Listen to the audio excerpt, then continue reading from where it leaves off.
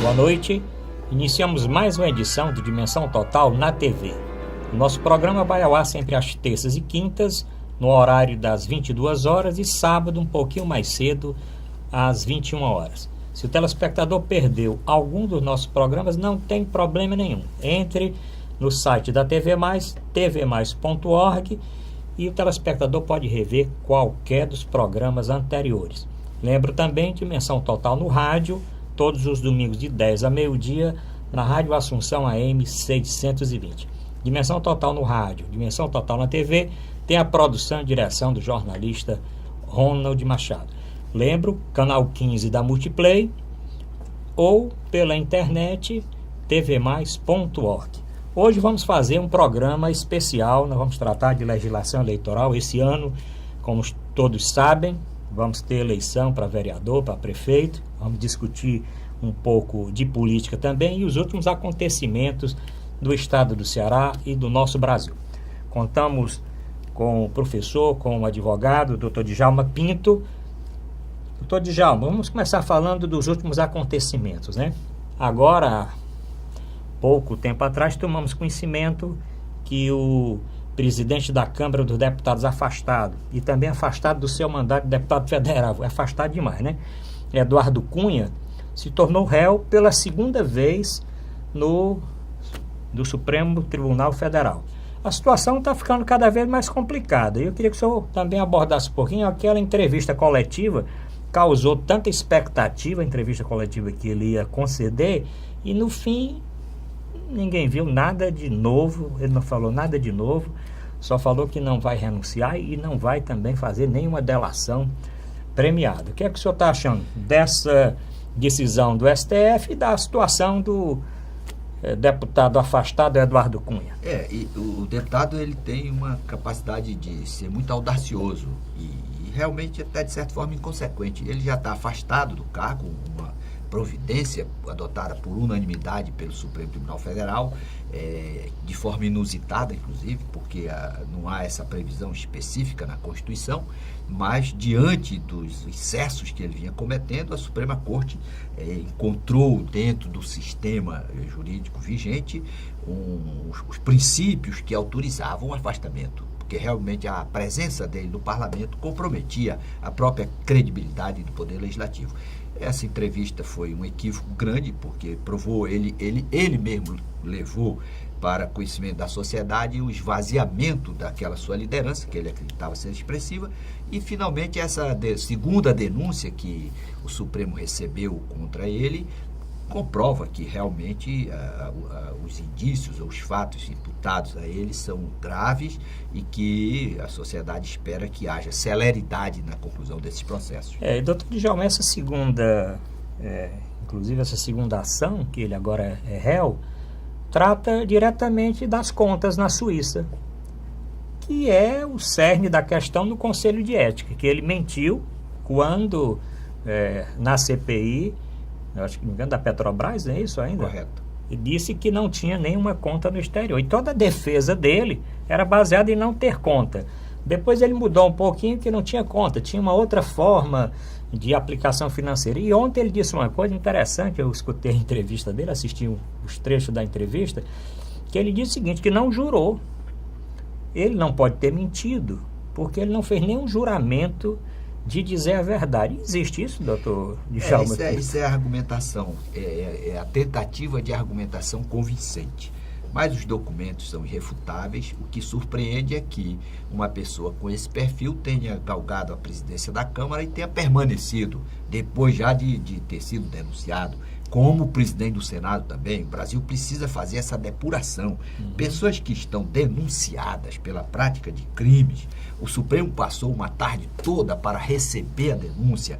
O ministro relator, Teori Zavascki, demonstrou de forma exaustiva o acervo probatório que levava à conclusão de que existiam elementos de prova muito consistentes para justificar o recebimento da denúncia. Ora, se o Supremo conseguiu encontrar fatos, documentos que autorizam o recebimento da denúncia, é muito razoável que uma pessoa que tenha a denúncia recebida pela Suprema Corte ou por qualquer tribunal tenha como característica a ausência de vida pregressa compatível com a magnitude da representação popular, que é um requisito para a elegibilidade. Então, como o Brasil não precisa fazer reforma política, o Brasil precisa dar efetividade a esse princípio que está inscrito no artigo 14, parágrafo 9 da Constituição, para tornar inelegíveis quem tem contra si denúncia recebida por tribunal ou por órgão judicial colegiado. Se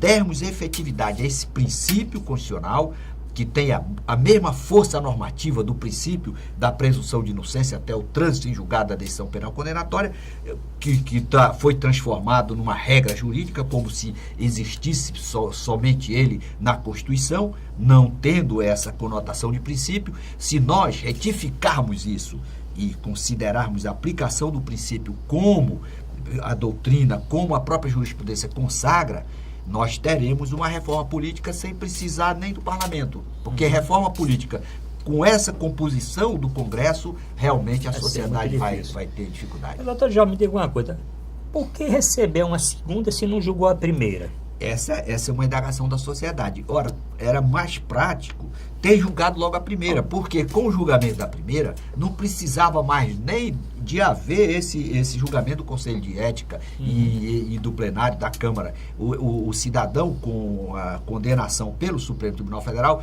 ele já está credenciado para perder o mandato. E o que a sociedade espera é exatamente a prioridade nesses julgamentos. Por exemplo, um deputado ou um senador com 6 processos, com 6 denúncias recebidas, com 15 inquéritos, realmente é uma situação anômala. Não se pode admitir que uma nação tenha prosperidade se o legislador é o principal infrator da lei penal. O Cunha, ele causa estrago onde passa, né? Com a entrevista coletiva de ontem, ele provocou a demissão do chefe, do diretor de comunicação da Câmara, porque eu também não sei como é que a Câmara vai transmitir ao vivo a entrevista de um presidente afastado e de um deputado também afastado.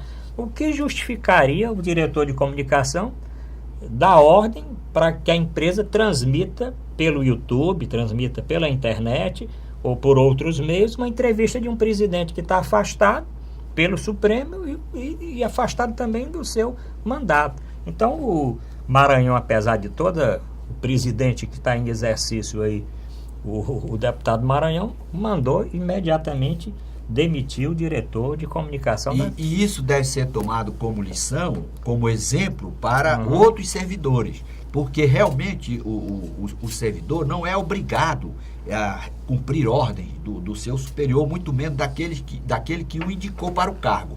O problema foi que ele teve aquela subordinação pensando que o ex-presidente, o presidente afastado da Câmara, tinha essa legitimidade para determinar essa veiculação. O que foi que aconteceu? Foi uma dependência, uma subordinação excessiva. Nenhum servidor está obrigado a cumprir ordem, ainda que o chefe esteja legitimado. Se aquela ordem não tem consonância com a lei, com a ordem jurídica, ele não deve cumprir, porque depois ele vai ser responsabilizado, como foi o caso do rapaz que perdeu o seu cargo. Vamos aguardar aí os próximos capítulos. Está com um ano que nós comentamos, Eduardo Cunha, todos os nossos programas, mas é o jeito de comentar. Correto. Isso fica muito claro, que o Brasil precisa qualificar os homens para o poder. Por quê? Porque a política, ela não forma o cidadão para a investidura no cargo. Ela recebe da sociedade as pessoas para a investidura. Então, o que é que a sociedade precisa questionar, precisa tratar? Da qualificação do homem para o poder. Disseminar a ideia do espírito público, da supremacia do interesse público, do apreço pelo bem comum. O que se percebe é aquilo que o Sérgio Buarque de Holanda detectou em 1936 no livro Raízes do Brasil. O patrimonialismo. O cidadão quer o poder para tirar proveito, para se beneficiar. E esses exemplos degradantes provam, de certa forma, essa situação desconfortável que a nação vivencia. Bom, vamos encerrar essa discussão do Eduardo Cunha. Lembrando os telespectadores que no próximo programa vamos ter outros capítulos, sem dúvida, dessa novela. Provavelmente o Supremo recebendo a terceira ação, ele se tornando réu na terceira ação, ou alguma outra decisão aí mais enérgica do Supremo. Tem uma solicitação de prisão, inclusive, que não foi ainda aceita e não tem uma definição ainda, que pode ser preso ainda, ninguém sabe. Mas vamos deixar para os próximos capítulos. Doutor Djalma, continuando aí no Supremo, ontem o Supremo, a primeira junta, não é isso? Câmara. A primeira Câmara, a primeira turma do Supremo, né? Ele recebeu 2 ações penais do deputado Bolsonaro, do PSC do Rio de Janeiro. As 2 ações são referentes à incitação ao crime de estupro e uma queixa-crime por injúria por ofender a deputada Maria do Rosário. Só lembrando aqui para os telespectadores, foi aquele caso ainda em dezembro, 9 de dezembro de 2014, né, quando, de um debate na Câmara, o deputado Bolsonaro disse que só não estuprava a deputada Maria do Rosário porque ela não merecia, né? E aí, daí, essa ação surgiu até que, há poucos dias, a primeira turma do Supremo recebeu. E aí, o que é que o senhor acha que vai acontecer? Isso serve de exemplo, porque o argumento da defesa é que o deputado tem imunidade para dizer o que desejar. E nós estamos vendo que nesse fato aqui, nesse caso aqui, está provado que não é bem assim. Essa denúncia, o recebimento dessa denúncia também teve como motivação, pesou, o fato daquele estupro lá no Rio de Janeiro. Coletivo, daquele né? Estupro coletivo. Então, o procurador e a própria corte entendeu que haveria necessidade de uma sinalização para conter ou para desestimular a prática desse crime, que é uma situação que provoca uma situação profundamente constrangedora na sociedade. Várias mulheres são estupradas por dia no Brasil e há necessidade, então, da sociedade fazer uma verdadeira cruzada contra esse crime hediondo, o crime que marca profundamente a vida da mulher.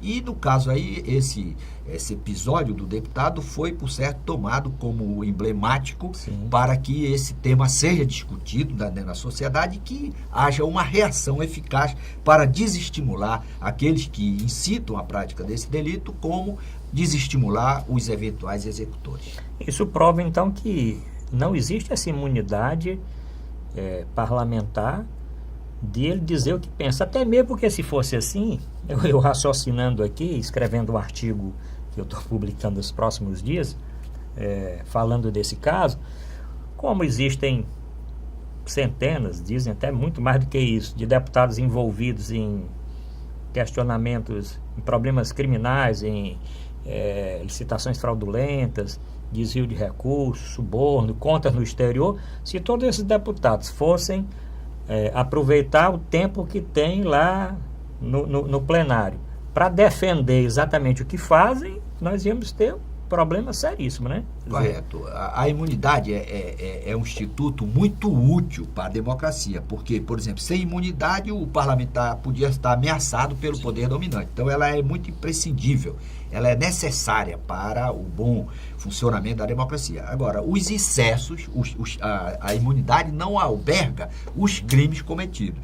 Esse crime foi praticado lá na tribuna da Câmara. Sim. Vai haver um questionamento sobre isso, mas me parece que a visão que motivou a corte a receber a denúncia foi exatamente para desestimular essa prática desse crime que causa um mal-estar profundo na sociedade brasileira contemporânea. Por outro lado, o crime não está albergado, a prática do crime não está albergado no exercício da atividade parlamentar. Então, o que a sociedade brasileira exige é a efetiva aplicação da sanção para desestimular os outros segmentos da sociedade da prática desses delitos que são frequentes e que marcam uma sociedade desigual e com opção pela marginalidade.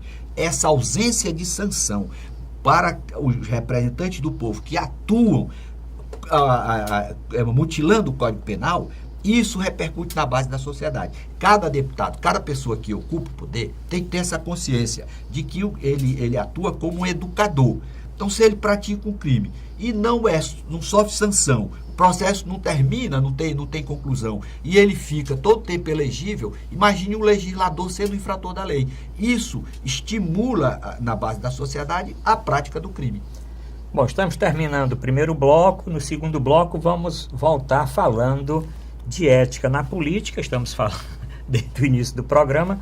Nós vamos falar do livro do professor Djalma Pinto, Ética na Política, e principalmente do livro que está sendo lançado agora, Inovações na Lei Eleitoral e a Ilusão da Ficha Lima, do professor Dr. Djalma Pinto. Vamos voltar no outro bloco para falar a respeito de legislação eleitoral e dos 2 livros do professor Djalma Pinto.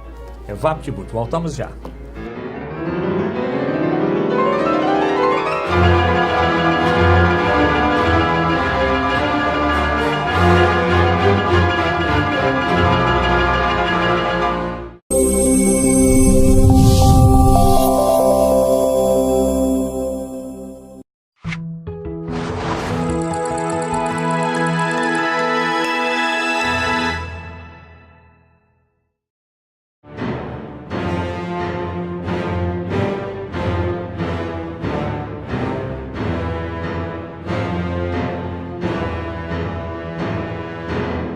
Vamos apresentar a Dimensão Total na TV. O nosso programa vai ao ar sempre às terças e quintas, no horário das 22 horas, e aos sábados, às 21 horas. Canal 15 Multiplay ou pela internet tvmais.org. Se o telespectador perdeu algum dos nossos programas, não tem nenhum problema. Entra no site da TV Mais, tvmais.org, e você pode rever, inclusive, o programa de hoje. Lembro, Dimensão Total no rádio, Rádio Assunção AM 620, todos os domingos, de 10 a meio-dia. Dimensão Total no rádio e na TV tem a produção e direção do jornalista Ronald Machado. Doutor Djalma Pinto, vamos falar aqui do seu livro Ética na Política. E a primeira pergunta que eu acho que os telespectadores gostariam de fazer, com essa sujeira toda na política, é se é possível um cidadão entrar na política e atuar com ética, ter ética na política? É esse conceito de incompatibilidade da ética na política, ele foi produzido no mundo pelo Maquiavel. Pronto. Maquiavel, no livro O Príncipe, ele disse que era impossível um príncipe ser exitoso praticando bem. Então, ele não conhecia nem um príncipe que cumprisse a palavra empenhada. Essa ideia de que vale tudo para chegar ao poder, para se manter no poder, foi muito assimilada no Brasil. E quem foi o maior propagador dessa ideia foi o Maluf. O Maluf dizia que na eleição feio é perder. Vale tudo para conquistar o mandato. Então, ao longo do tempo, nós sedimentamos essa cultura de que o poder tem que ser conquistado e que a pessoa pode fazer o que quiser e não pode se afastar do poder. O próprio ex-presidente Sarney diz que o poder não conhece a porta de saída. Por isso mesmo é que os meninos, em determinado momento, em São Paulo, queriam lançá-lo lá daquele hospital onde ele estava, retirá-lo lá do apartamento. Mas, na verdade, quem provou que ética é muito possível de ser vivenciada na política, é absolutamente compatível com a política, foi o Nelson Mandela. Sim. Nelson Mandela passou 27 anos na prisão, sendo torturado, humilhado, saiu com uma grandeza de espírito. Foi eleito presidente da África do Sul, reconciliou a sua nação e só passou 4 anos. Poderia ser o presidente por vários mandatos, todo mundo queria a sua permanência no poder. Ele pediu ao povo que esquecesse o número do seu celular, dando uma demonstração de grandeza.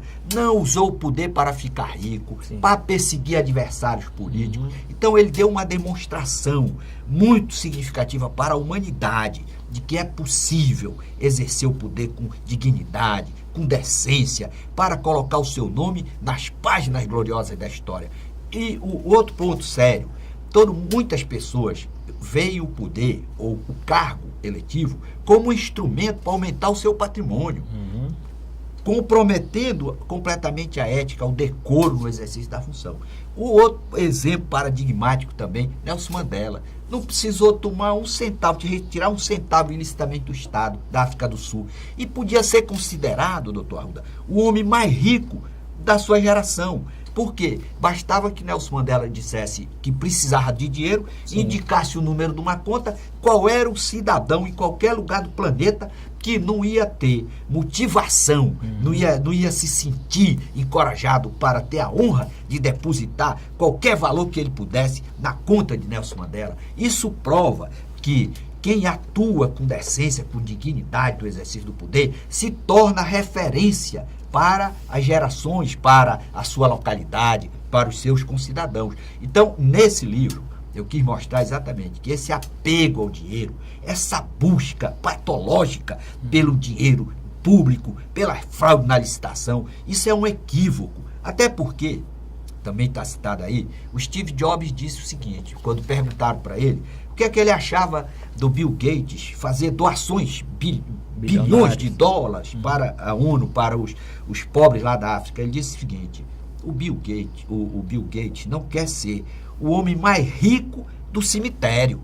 Então, o que é que adianta você chegar no poder, fazer todo tipo de fraude, prejudicar a sua coletividade, sabendo depois que você se tornou o homem mais rico do seu município, do seu estado?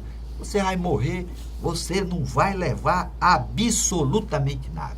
Isso prova que o Nelson Mandela tinha razão. Foi reverenciado por hindus, por árabes, judeus, americanos, latino-americanos. Todo mundo reverenciou esse homem, numa prova inequívoca de que vale a pena exercer a função com dignidade e com decência. Djalma Pinto, eu estou vendo aqui no primeiro capítulo, o senhor fala da agressividade do homem. Fale um pouquinho a respeito dessa agressividade. O Mandela já vê, né? O exemplo de Mandela para a propagação da... Não tem dúvida, o senhor citou um exemplo magnífico. E essa agressividade, o homem nasce realmente com essa tendência para o mal? Isso aí, essa tese, ela foi muito bem demonstrada pelo Freud no livro O Mal-Estar na Civilização.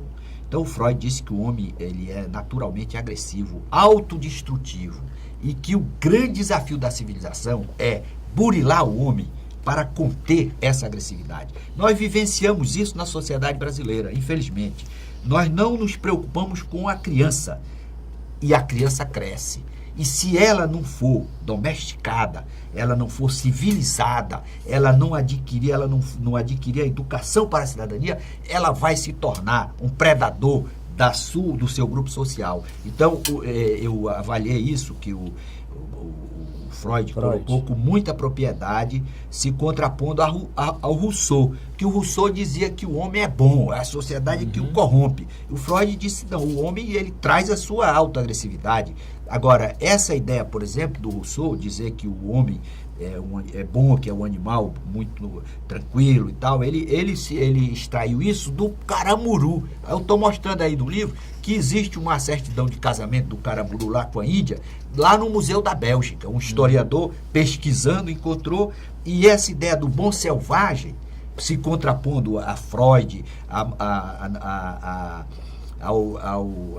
aquele filósofo que eu citei, o Maquiavel, sim, e o Hobbes, que o Hobbes também diz que o homem é ruim, o Estado é que tem que conter o homem e tal, que tem essa agressividade. Então o Rousseau dizia que o homem era muito bom e se inspirava no bom selvagem. E esse bom selvagem foi exatamente o caramuru, por incrível que pareça, que foi levado à Europa por franceses, e depois Portugal o reconquistou, e ele passou as informações dos índios, e a enciclopédia francesa contém todos esses relatos que foram repassados para eles, para os europeus, pelo nosso caramuru.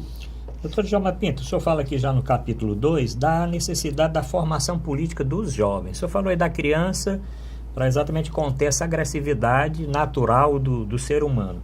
E essa necessidade de formação política que vem também da criança, mas principalmente para o jovem, que em breve vai assumir exatamente os postos de comando, né, na nação, vai ser deputado, vai ser governador, prefeito, ou diretor de alguma organização.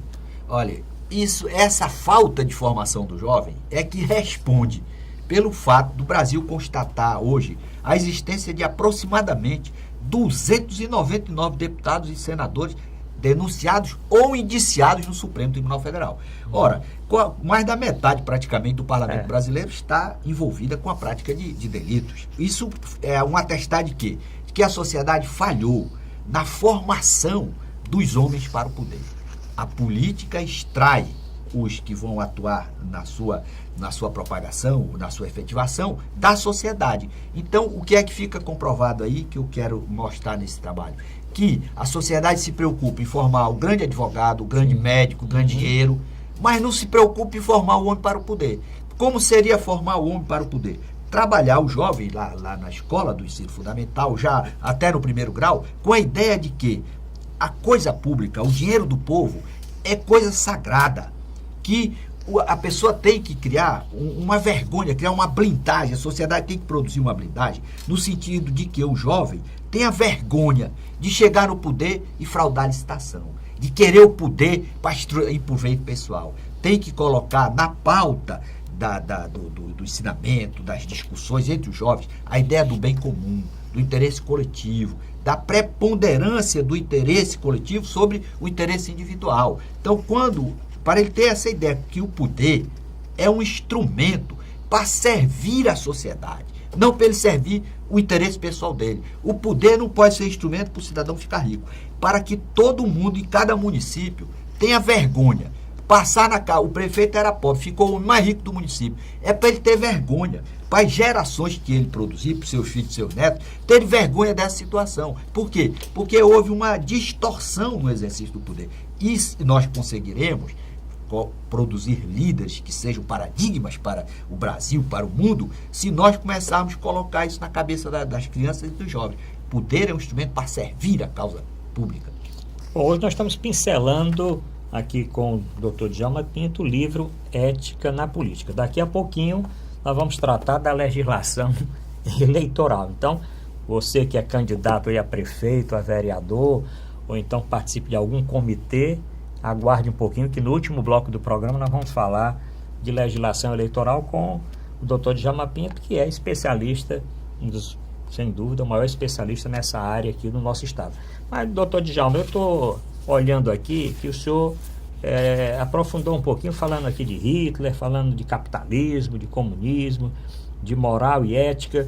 Nesse último capítulo aqui, no capítulo 4, o que é que o senhor conclui aqui? Por exemplo, o Hitler, ele envolveu a população da Alemanha com aquela ideia maluca. O que é que significa isso? Que nós temos que criar um mecanismo de contenção para evitar a chegada ao poder dessas pessoas altamente destrutivas e nocivas à população. Porque a Hannah Arendt, ela dizia que ela nunca esperou, depois de tanto tempo de civilização, de estudo, de evolução da ciência, evolução da filosofia, o mundo foi sucumbir diante do Hitler. Onde é que estava a falha? Então, eu acho que nós temos que ter, dentro da democracia, mecanismos para evitar a chegada ao poder desses malucos. Porque o Hitler, ele não rompeu com a ordem institucional da Alemanha. Ele chegou ao poder, foi ser chanceler, de forma absolutamente em sintonia com as normas vigentes no Estado alemão, lá de 1933. Então, a ideia do livro é que a sociedade crie mecanismos para se blindar, para evitar que predadores, pessoas altamente nocivas à humanidade, cheguem ao poder e provoquem esse caos. Bom, o livro está na amazon.com.br, né? Vou pedir os caracteres aqui, amazon.com.br.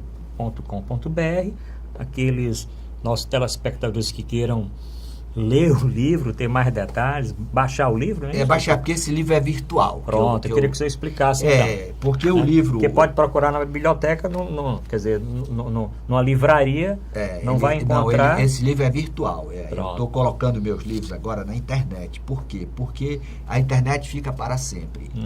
Essas ideias, as minhas ideias de um modo geral, eu tenho já a convicção de que elas só serão assimiladas ou divulgadas com mais propagação daqui a 30 anos ou 50 anos, que eu quero deixar essa minha visão do mundo do homem, da pessoa que integra o universo, para as gerações que virão. Então, quem tiver interesse, está lá na Amazon.com.br. Que eu também tenho a convicção de que da vida fica o que você escreve.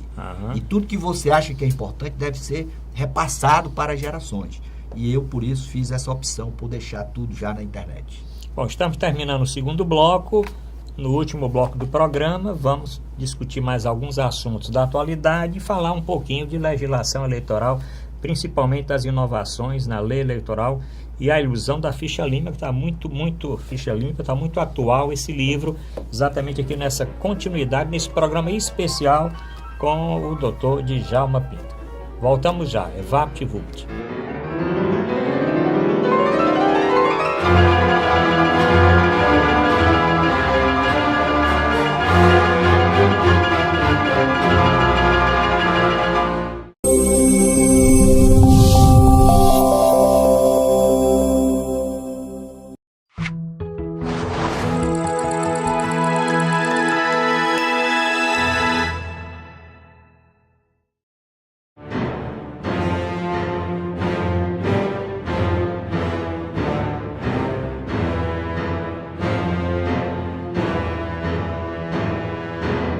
Voltamos a apresentar Dimensão Total na TV. Nosso programa vai ao ar sempre às terças e quintas, 22 horas, e sábado às 21 horas. TV Mais, canal 15 Multiplay, ou pela internet, só digitar tvmais.org e assistir ao vivo o nosso programa. Se o telespectador perdeu um programa anterior, não tem também nenhum problema. Tem um canal do nosso programa, só acessar, tem mais de 20 programas postados no site da TV Mais. Lembro, o programa de rádio, todos os domingos, de 10 a meio-dia, na Rádio Assunção AM 620. Dimensão Total no rádio. Na TV, tem a produção e direção do jornalista Ronald Machado. Hoje estamos fazendo um programa especial, entrevistando o Dr. Djalma Pinto. Ele, ex-professor de Direito Tributário da Universidade de Fortaleza, ex-procurador-geral do Estado do Ceará, também ex-procurador da Fazenda Nacional e autor, entre outras obras de direito eleitoral, anotações e temas, polêmicas, elegibilidade no direito brasileiro, distorções do poder, marketing, política e sociedade, direito eleitoral, improbidade administrativa e responsabilidade fiscal, comentários à lei da ficha limpa, a cidade da juventude e a educação para a cidadania. É isso, professor? São livros que eu... Pronto. E mais esse... esse é o último. Esse aqui que é o último. Mas vamos deixar os telespectadores aí com água na boca esperando um pouquinho. Vamos falar um assunto aqui local, que essa semana o governo do estado e a companhia de água, a CAGES, está anunciando que nós vamos ter um racionamento, professor Djalma Pinto, de água aqui na nossa cidade. Dia sim, dia não, uma parte da cidade tem água e a outra não. Isso tudo porque a seca realmente se confirmou, nós tivemos pouca chuva esse ano. O açude de Castanhão, que é o nosso maior reservatório, que ajuda exatamente no abastecimento da capital e também de cidades metropolitanas, só tem 8% da sua capacidade. Esse ano não tem mais chuva. Podemos ter sereno aí do Caju, aquela chuvinha do Caju, mas chuva mesmo para acumular água não vamos ter. O ano que vem, só Deus sabe. Vamos apelar aí para São José. Os meteorologistas estão informando que talvez nós tenhamos o inverno pela média e tal, mas nós não podemos prever. Então, é uma atitude importante, né? Que o cidadão se conscientize e o governo também adote essa medida antes que a situação fique mais crítica. É isso? É uma situação... É impossível você imaginar a gravidade dessa situação. Até difícil de você descrever. Você imaginar acordar sem água é um negócio terrível que realmente ninguém esperava. Foi um infortúnio, né, da natureza, uma situação de verdadeira calamidade pública. Mas isso deve provocar aguçar a inteligência do homem do Ceará, dos nossos engenheiros, nossos profissionais, para que nós possamos encontrar fórmulas para resistir a uma estiagem maior, porque esse é um desafio que a natureza nos impõe. é uma situação muito delicada, precisa que o governo, as autoridades competentes saibam gerenciar essa situação para evitar uma calamidade ainda maior. Eu acho que não podia existir notícia pior do que essa falta de água que realmente a natureza impôs à nossa população. Mas como sempre que há vida, a esperança e que nós temos que enfrentar as dificuldades e a certeza de que podemos superá-las, só não tem solução para a morte. Eu acredito que essa adversidade pode motivar uma conscientização de outras saídas, porque realmente esse Castanhão já foi uma grande conquista do povo do Ceará, mas nós constatamos que só o Castanhão não resolveu. Então temos que encontrar outros meios para minimizar essa situação que é deplorável. E aí fica o nosso apelo para o telespectador realmente poupar, né? Você tomar banho, ligar o chuveiro e ficar se ensaboando e a água caindo. Escovando os dentes e a água descendo na torneira. Fazer a barba eu faço pouco, né? Mas o doutor Djalma que faz todo dia, deixar a água correndo e fazendo a barba, né? Lavar a calçada, doutor Djalma. Nós encontramos gente lavando calçada, lavando carro com água tratada, água potável, né? Quer dizer, uma situação dessa é um absurdo. Né? Mas existe um ditado, a dor ensina a gemer. Quando acordar de manhã e não existe água, aí vai haver realmente a conscientização compulsória.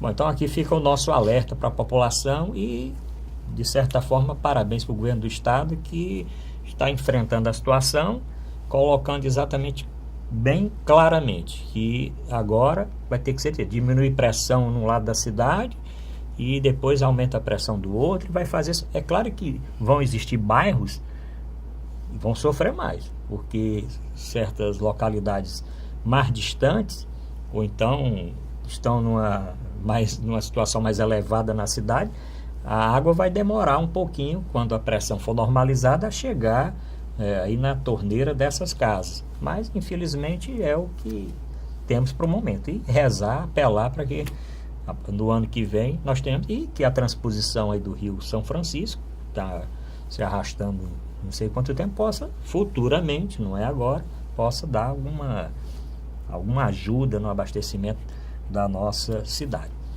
Bom, vamos falar agora então, sei que o telespectador está esperando, para nós entrarmos aqui no último livro do Dr. Djalma Pinto, Inovações na Lei Eleitoral e a Ilusão da Ficha Limpa. Eu vou começar com essa parte aqui. Essa ilusão da ficha limpa, o que motivou esse título do seu livro? Porque em 2010 foi publicada a Lei Complementar 135, que tinha como propósito impedir os infratores da lei penal de terem acesso ao poder. O que foi que aconteceu? Houve um projeto de iniciativa popular, o povo, exercendo a sua soberania, apresentou um projeto de iniciativa popular, projeto PLP 518, dizendo o seguinte, que seriam inelegíveis, não poderiam disputar a eleição, quem tivesse contra si denúncia recebida por órgão judicial colegiado. Chegou na Câmara, mutilaram o projeto. Isso é um problema sério, essa mutilação do projeto de iniciativa popular. Por quê? Nós temos que conscientizar os nossos legisladores atuais e os futuros legisladores que a Constituição de 88, ela criou a democracia participativa. A primeira Constituição republicana do Brasil, em 1891, criou a democracia representativa ou a democracia indireta. Isso foi reproduzido na Constituição de 34, 1946. Essa de 88 rompeu, ela criou a democracia direta e indireta, ou participativa. Todo poder emana do povo que o exerce diretamente. Então, e por seu representante. Aí o que é que acontece? Os representantes do povo não compreenderam esse diretamente. O povo apresentou o projeto de lei querendo que quem tivesse contra si denúncia recebida fosse inelegível, mutilaram o projeto, dizendo que só seriam inelegíveis quem tivesse contra si condenação por órgão judicial colegiado. Por isso é que o Brasil vive essa situação aberrante de constatar a presença de senadores e deputados denunciados, com várias denúncias. Como é que um homem que tem 6 denúncias pode ser um deputado, pode ser um senador, ou mais, pode ser um presidente do Senado, para decidir se vai receber o impeachment contra o Procurador-Geral da República, que o denunciou, pediu a sua prisão pela prática de diversos crimes. Você vê a aberração. Então, nesse livro aí, estou mostrando que nós temos que dar uma outra interpretação à lei para fazer prevalecer o princípio da exigência da vida pregressa compatível com a magnitude da representação popular. Esse princípio tem força normativa, está consagrado no artigo 14, parágrafo 9 da Constituição. Então, você vai ter dois princípios, o princípio da presunção de inocência e o princípio da exigência da vida pregressa. Para a realidade brasileira, para dar efetividade ao princípio da moralidade, da exigência da probidade para o exercício do mandato, nós temos que modificar a interpretação, fazendo com que prevaleça o espírito, a determinação da Constituição, para tornar inelegíveis quem tem contra si denúncia recebida por órgão judicial colegiado. Nós temos que mudar esse entendimento que está consagrado na lei. Porque a lei é inferior à lei ordinária, a lei, no caso, a lei complementar, ela é inferior à Constituição. Então, se a Constituição determina que seja examinada a vida pregressa de quem vai disputar mandato eletivo para garantir a probidade e a moralidade durante o exercício do mandato, é claro que quem tem 5 denúncias recebidas, quem está denunciado pela prática de crimes, não tem essa vida pregressa que a Constituição exige. Isso é que eu estou defendendo. Doutor Djalma, e o senhor acha que isso vai ser possível, vai acontecer? Porque não precisa alterar a lei, precisa alterar a interpretação. E seria o quê? O Supremo que... Qualquer juiz. Qualquer juiz pode declarar a incompatibilidade, é o controle constitucional difuso, controle difuso. Ele pode, examinando o pedido do cidadão, está denunciado, 5, 6 denúncias no Tribunal de Justiça ou perante qualquer tribunal, perante o Supremo. Então, está lá, não, ele pode invocar a Constituição, o artigo 14, parágrafo 9, e mais, o artigo 86, parágrafo 1º, inciso 1, que diz o seguinte: se o presidente da República tiver contra si uma denúncia recebida pelo Supremo Tribunal Federal, sabe o que é que acontece? Ele é imediatamente afastado do cargo. Significa dizer o quê? Que a Constituição deu significado jurídico relevante em tema de elegibilidade para o recebimento da denúncia. Quem está denunciado, evidentemente, não tem condição, não tem a vida pregressa exigida pela Constituição para ser um representante do povo. É incompatível com o exercício do mandato a condição de delinquente denunciado pela prática de crimes. Aí, professor, diz assim, professor Arruda, não, mas no tempo da ditadura bastava a denúncia. Ora, você aplica o direito com base na realidade da norma onde ela tem vigência. O que é que acontece hoje? Nós vivemos no Estado democrático de direito, no Estado em que todas as garantias, todas as prerrogativas, todas as instituições estão funcionando para garantir o devido processo legal, contraditório e ampla defesa. Então, por exemplo, hoje, o Supremo, para receber a denúncia contra o deputado Eduardo Cunha, passou uma tarde toda só para receber a denúncia. Ora, depois de o Supremo, por unanimidade, reconheceu que existiam elementos concretos que autorizavam que aquele deputado fosse processado e tivesse sua denúncia recebida. Aí dizer que isso aí não tem relevância nenhuma, se fosse o presidente da República, já estaria afastado da função, significando dizer o quê? Que a Constituição demarcou o recebimento da denúncia como um ponto relevante para a concretização da inelegibilidade. Esse caso da ficha limpa, doutor Djalma, uma pergunta aqui de muitos telespectadores. Precisa que o adversário faça essa denúncia ou o próprio juiz, conhecedor da situação daquele candidato, pode, por si só, decretar que ele não tem um registro assim? Indeferir o registro. O próprio juiz pode. O problema é o seguinte, que realmente a lei complementar 185, ela considera inelegível quem tem contra si condenação por órgão judicial colegiado. Então, eu estou provando aqui nesse livro que, nesse particular, essa norma está em descompasso, ela está afrontando a Constituição. E eu estou citando julgados do Supremo Tribunal Federal, do ministro Teori Zavascki, do voto do ministro Luiz Roberto Barroso, em que eles mudaram. O Supremo Tribunal Federal, na sua tradição, ele tinha consagrado o entendimento de que o cidadão só podia ser preso quando tivesse transitado em julgado a sua sentença penal condenatória. Ou seja, todo mundo era inocente até que transitasse em julgado. Por isso que o Brasil está cheio de inocentes delinquentes.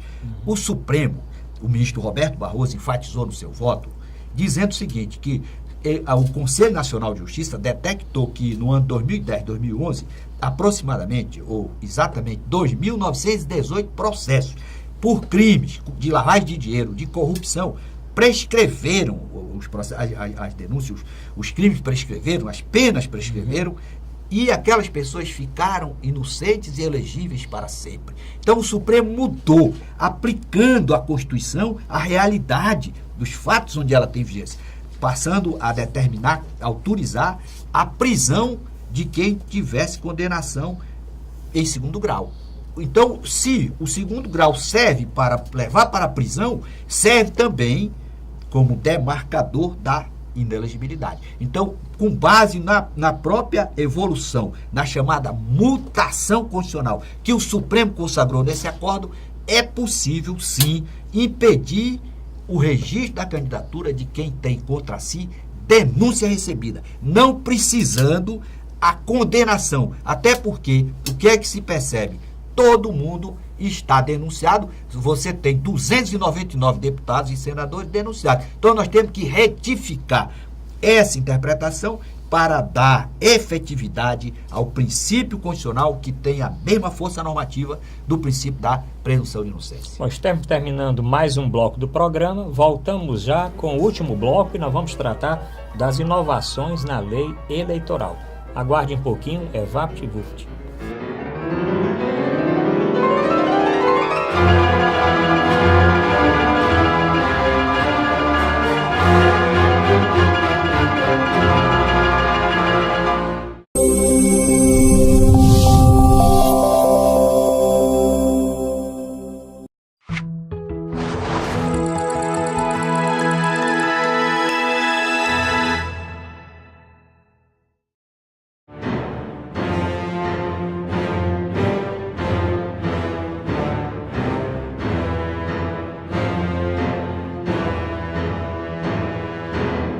Vamos apresentar Dimensão Total na TV, canal 15 Multiplay ou pela internet tvmais.org. Nosso programa passa sempre às terças e quintas, 22 horas, e aos sábados, 21 horas. Produção e direção do jornalista Ronda de Machado. Nesse último bloco, vamos falar das inovações na lei eleitoral. E eu vou perguntando aqui logo direto para o doutor Djalma Pinto. Com relação, doutor Djalma, à propaganda eleitoral, o que é que mudou, o que é que tem de inovação na lei eleitoral? Olha, houve um encurtamento do período da propaganda e também houve uma redução. Por exemplo, os vereadores não vão ter aquele bloco, somente o candidato a prefeito é que vai ter lá os 10 minutos. Tiraram os vereadores daquele chamado blocão. O vereador vai ter acesso às inserções. E, por outro lado, nessas inserções, é possível a gravação de cena externa.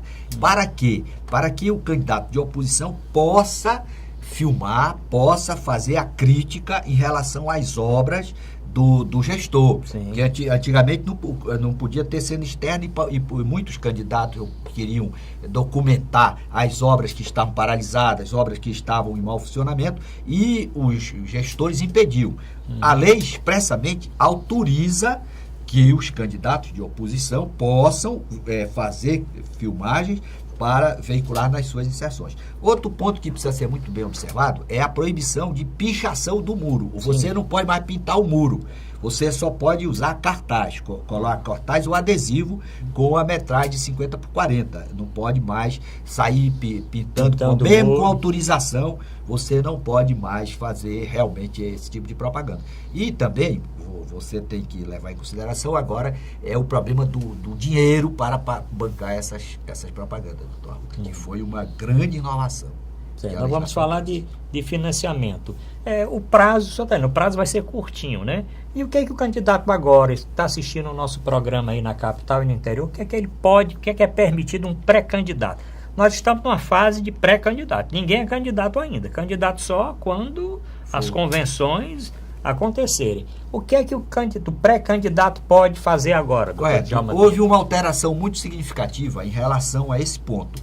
O pré-candidato ele pode fazer reunião, ele pode apresentar suas propostas, convocar os filiados do partido, as pessoas nos bairros e manter esse contato para dizer o que é que ele pretende fazer quando ele estiver no exercício do mandato. Ele só não pode pedir voto. Certo. A única restrição que a lei fez, mudando o entendimento anterior, que ela considerava tudo propaganda antecipada e punia com multas até significativas, 2 a 8 mil reais. Mas agora, o candidato tem essa liberdade de dialogar com os eleitores, de dar entrevista, de expor as suas propostas, participar realmente de debates e tal. Ele só não pode pedir voto. Sim. Foi a única restrição que a legislação ficou para compensar esse encurtamento no prazo da propaganda eleitoral. E as emissoras de rádio e televisão podem realmente dar espaço para os candidatos, pré-candidatos, inclusive, desde que observe uma certa isonomia, para não ficar favorecendo um candidato em detrimento do outro. Essa ideia da isonomia é muito importante para a preservação da própria democracia e para evitar os abusos. As emissoras têm que fazer essa dosagem para que um candidato não seja favorecido. Outro ponto também na propaganda que foi modificado foi esse gasto com a propaganda institucional, que antigamente você computava o gasto dos 6 meses, levando em consideração a média dos 3 anos anteriores. Sim. Agora a média é dos 6 meses, os 6 meses dos anos anteriores. Isso para quem está na gestão. Por exemplo, o prefeito é candidato à reeleição, ele não pode, no último ano, gastar exagerado o gasto. Com propaganda. Exatamente, propaganda institucional. E sempre levando em consideração que essa propaganda institucional tem que ter caráter educativo, informativo, transmissão de valores, sedimentar cultura, informar sobre esse problema da dengue, do Zika vírus, etc. Sempre com caráter educativo e jamais com conotação de propaganda pessoal do candidato. Então, já me diga uma coisa. Bom, existem vários pré-candidatos a prefeito aí no interior. E eles estão articulando, conversando com outros partidos para a composição das suas chapas. Um candidato que conseguiu fechar com um outro e já formou a sua chapa de pré-candidato. Ele pode anunciar que a chapa dele futura será ele com fulano de tal? Ele pode anunciar, ele não pode pedir voto. Não pode pedir voto. Ele que pode dizer, se eu for candidato, meu vice é tal. Exatamente. Agora ele não pode pedir voto, mas ele pode divulgar o programa dele, dizer o que é quais são as propostas que eles irão fazer, até porque quando ele for pedir o registro, ele tem que apresentar por escrito para o juiz eleitoral o seu programa, o que ele pretende fazer, as suas propostas de campanha. Então, essas propostas de campanha, elas têm que ter um cunho de seriedade. Não pode blefar, não pode praticar o estelionato eleitoral. Você tem que dizer o que você vai fazer, e nesse particular, os partidos deviam qualificar, manter reuniões com seus filiados para o quê? Para educá-los para o exercício do poder, inclusive para a apresentação de propostas. Por quê? Não é mais tolerável que o eleitor seja enganado. E nesse particular, os publicitários têm uma responsabilidade muito grande de não vender gato por lebre, fazer aquele negócio bonito e tal, e no fim ser blefe. Nós temos que ter uma certa maturidade para, por exemplo, proposta em relação à educação, proposta em relação às crianças, como vai ser, como serão as nomeações dos diretores das escolas públicas. Os eleitores devem pedir no município para cada candidato. Como é que você vai tratar o tema da violência que está ocorrendo aqui no município? Quais são as suas propostas para levar para o Estado, para a comunidade, para combater esse estigma? Doutor Djalma, vamos falar agora do financiamento de campanha. Acho que aí foi onde a modificação foi maior, né? O que é que mudou? Quem pode realmente doar na campanha para esse ano? Quem pode doar? Pessoa jurídica pode? Não, pessoa jurídica não pode. Empresa, a sua empresa, empresário, não pode fazer doação. Só quem pode fazer doação é o cidadão, é o eleitor, é a pessoa física. Pessoa física. E essa doação ainda está limitada a 10% do rendimento bruto do ano anterior. Do rendimento da pessoa física. Da pessoa física do ano anterior. Rendimento bruto do ano anterior. Da pessoa física. E se passar aquela parte que o exceder, vai pagar uma multa de 5 a 10 vezes o valor do excesso. Então, é muito importante isso. Foi a mudança significativa que ocorreu. Paralelamente a isso, antigamente, quem dizia quanto o candidato ia gastar era o próprio partido. Sim. Cada partido dizia, o candidato a vereador vai gastar tanto, Faz o candidato mesmo. a prefeito vai gastar. Hoje não. Hoje, a Justiça Eleitoral, não foi porque a Justiça Eleitoral quis, é preciso ficar claro também, por uma imposição da lei, que fez a alteração na legislação eleitoral, somente pode gastar aquilo que foi determinado, fixado pelo Tribunal Superior Eleitoral, com base na lei que tomou como parâmetro os gastos das eleições passadas. Então você tem que olhar no seu município, saber quanto é que cada vereador pode gastar ou candidato a prefeito. Se gastar acima, poderá ser enquadrado no abuso do poder econômico e poderá perder o mandato. Outro ponto relevante também. Na hora que o cidadão faz a doação sempre na conta bancária. Sim. Tem que abrir a conta bancária, o candidato, depois que recebe o CNPJ, ele tem que providenciar a abertura da conta bancária, após o registro da candidatura, e também, cada vez que ele receber uma doação, ele tem que comunicar dentro de 72 horas, isso é muito importante também, ele tem que comunicar à Justiça Eleitoral. E a Justiça Eleitoral, então, vai publicizar para toda a sociedade quem foi que fez a doação, quanto foi o valor daquela doação, para todo mundo saber quem está bancando aquela candidatura. Então há uma preocupação muito grande, uma reação muito contundente da Justiça Eleitoral com relação a esse caixa 2, que é o quê? É o dinheiro que não é contabilizado. Então todas as doações têm que ser feitas pela conta bancária, o candidato tem que abrir essa conta, todo candidato tem que abrir essa conta. A única exceção, aqueles candidatos dos municípios onde não existe banco.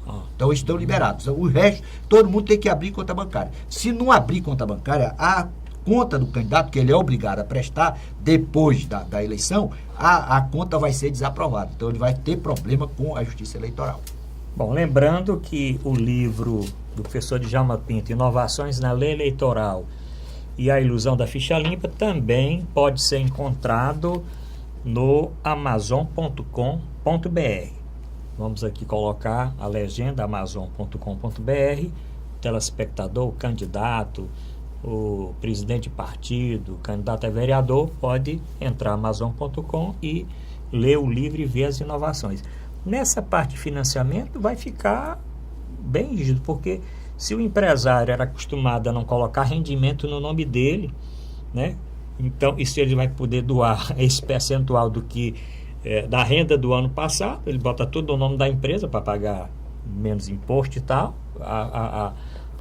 o quantitativo que ele vai poder doar não vai ser muita coisa. É uma eleição atípica. Uma eleição atípica que vai servir de parâmetro para que a legislação seja aprimorada no futuro. Então a ideia é o quê? É que as doações de campanha ficaram muito bem configuradas como investimento. Na verdade, o cidadão doava para 5. Quem tivesse potencialidade, ele estava doando. Então ele não tinha ideologia, não tinha identificação nenhuma com o meu candidato. Ele queria o quê? Ser um gestor, ele ter um gestor indireto, ter uma influência no poder. Isso deu no que deu. Então, a lição que ficou foi essa. O Supremo declarou inconstitucional essa doação de pessoa jurídica e a sociedade espera que haja uma certa depuração. Porque realmente a ideia seria, não, agora tiramos o financiamento privado com as empresas. Esse modelo agora vai acabar com a corrupção?